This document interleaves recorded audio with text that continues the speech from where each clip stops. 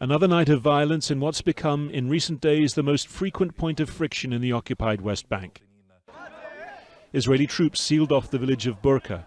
Villagers threw rocks and burned tires. The military said shots were fired in the area. Soldiers fired live ammunition, rubber-coated steel bullets and tear gas into the crowd. By Sunday, quiet had returned, but after days of what people here call unprecedented levels of attacks by Israeli settlers. Local activist Hani describes how on Thursday night settlers descended from the nearby illegal outpost of Homesh, vandalizing a cemetery before moving on to the village itself.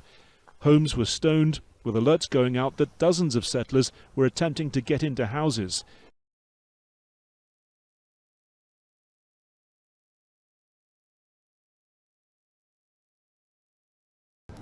Humanitarian agencies in Libya have reported a discovery of 28 bodies of Europe-bound migrants washed ashore in western Libya. Officials on Sunday said the bodies were found in the coastal town of Khoms in two separate locations. 3 other migrants have been rescued as search efforts continue.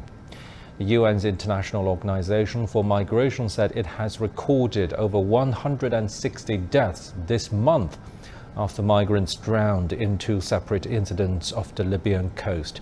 It added that so far this year, about 1,500 migrants have died in shipwrecks along the Mediterranean route.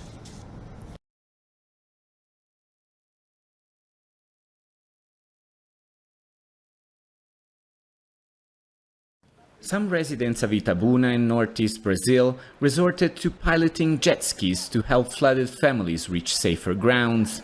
Others, like this man, paddled an inflatable mattress to reach his home.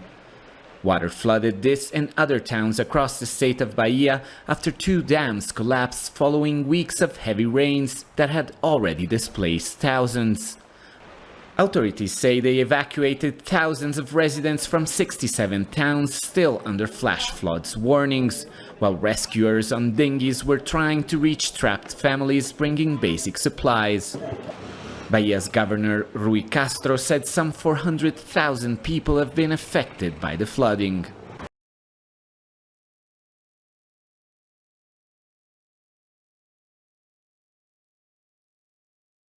Now, police are investigating a horrific murder case in the Malamulele village in Limpopo. On Christmas morning, 7 family members, including children, were shot dead. The alleged perpetrator handed himself over at the Toyando police station. Well, the police received reports about the shooting incident that took place at a village called Jimmy Jones. It's under Malamulele policing area, and they quickly went to the scene. On arrival, the police found 6 bodies lying in that home state, and then we understand one of the victims was transported to hospital, but unfortunately the child aged 8 died on the way to hospital.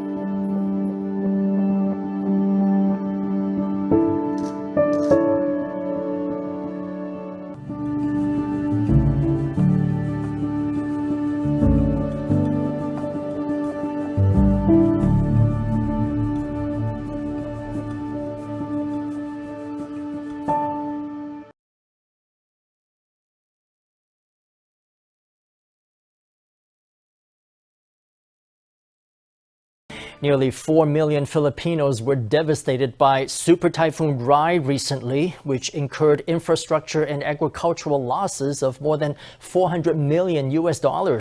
In the wake of the storm, the Taiwan government pledged a donation of $500,000. On Sunday, Taiwan sent a C-130 military aircraft to Mactan Cebu International Airport, carrying 10 metric tons of emergency supplies to help its southern neighbor recover. In a video, relief goods are shown being unloaded from the C-130, which bears the national emblem. Afterward, the Philippine Air Force wrote on Facebook a message of welcome to Taiwan's aircraft on Christmas Day.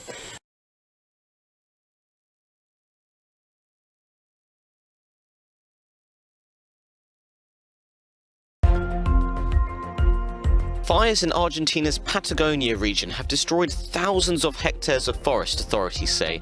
High-altitude areas of various southern provinces are affected. The Environment Ministry said that firefighting efforts have been complicated by difficult terrain, large distances between blazes, wind, high temperatures and dry vegetation in the midst of a drought.